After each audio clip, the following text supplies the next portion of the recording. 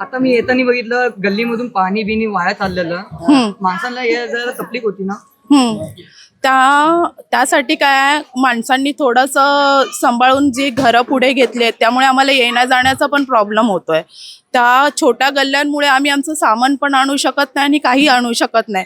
तर ते जर इकडच्या नगरसेवकांनी थोडं लक्ष दिलं तर आमच्यासाठी खूप मोठी समस्या ती जी आहे सामान किंवा माणसं येण्याची ती खूप मोठी सॉल्व्ह होऊन जाईल. याच्यासाठी काय बदलाव पाहिजे का नाही? ह्याच्यासाठी तर बदलाव हवायच ना आम्हाला, कारण की जर वरून ऑर्डर आली तर माणसं ऐकू शकतात या गोष्टी.